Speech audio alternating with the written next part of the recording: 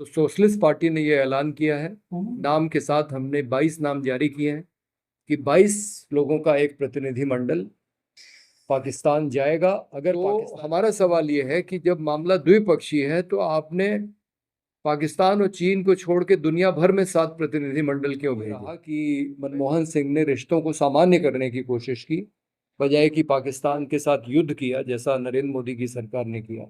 Socialist party की तरफ से 25 से 30 मई एक 14 सदस्यीय प्रतिनिधिमंडल गया था युद्ध प्रभावित क्षेत्रों का दौरा करने, राजौरी, पुंछ, उड़ी। करीब 18 लोग जम्मू कश्मीर में मरे हैं, कुल मिला के करीब 30 लोग मरे हैं भारत में। लेकिन पुंछ, राजौरी और उड़ी के लोगों का ये कहना था कि जब आप युद्ध करने वाले थे, क्योंकि 7 मई को बताया गया था कि मॉक ड्रिल हो, लेकिन युद्ध चल हो, तो एक आम शिकायत ये थी कि अगर सरकार हमें बता देती, क्योंकि आपको मालूम है कि पाकिस्तान को उन्होंने बताया था कि वो हमला करने जा रहे हैं टेररिस्ट साइट्स पे, तो लोग कह रहे थे कि भाई हमको भी बता देते तो हम लोग अपने घर छोड़ के चले जाते सुरक्षित इलाकों में, तो जाने नहीं जाते। दूसरा, बहुत नुकसान हुआ है घरों का, 500 से ऊपर घरों का नुकसान हुआ है एक एक जिले में।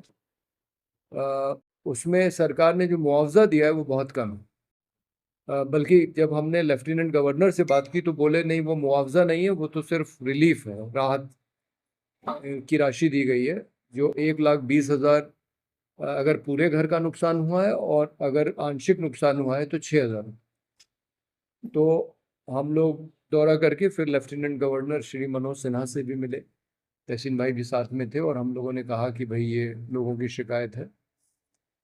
वो रिपोर्ट अभी बन रही है और हम लोग उसको इसी महीने दिल्ली में ही रिलीज करेंगे। अब भारत सरकार ये कहती है कि ये जो मामला है द्विपक्षीय है,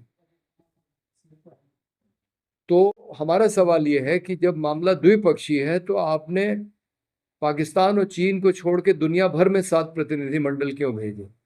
भाई अगर मामला द्विपक्षीय है तो बातचीत पाकिस्तान से होनी चाहिए, अगर समस्या उसकी तरफ से है। तो सोशलिस्ट पार्टी ने यह ऐलान किया है, नाम के साथ हमने 22 नाम जारी किए हैं कि 22 लोगों का एक प्रतिनिधिमंडल पाकिस्तान जाएगा। अगर पाकिस्तान की सरकार हमें वीज़ा देती है और भारत का गृह मंत्रालय हमको वाघा पार करने की अनुमति देता है। हमने चिट्ठियां शहबाज शरीफ और अमित शाह दोनों को लिख दी हैं और अब हम इंतज़ार कर रहे हैं दोनों सरकारों की, अगर अनुमति मिलेगी तो हमारा प्रतिनिधिमंडल, मतलब कायदे से तो भारत सरकार को भेजना चाहिए, पर वो नहीं भेज रहे हैं, इसलिए हम लोगों ने पहल ली है और हम पाकिस्तान सरकार से भी बात करेंगे और वहाँ के नागरिक समाज से भी बात करेंगे कि ये जो आतंकवाद है इस पे दोनों मुल्कों को मिल के हमको इस पे नियंत्रण स्थापित करना होगा, ताकि पहलगाम और पुलवामा जैसी घटनाएं भविष्य में ना हो।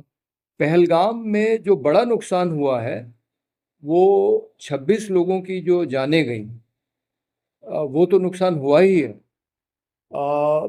वो तो किसी भी आतंकवादी घटना में होगा। बम्बई में आप देखिए 166 लोग मारे गए थे।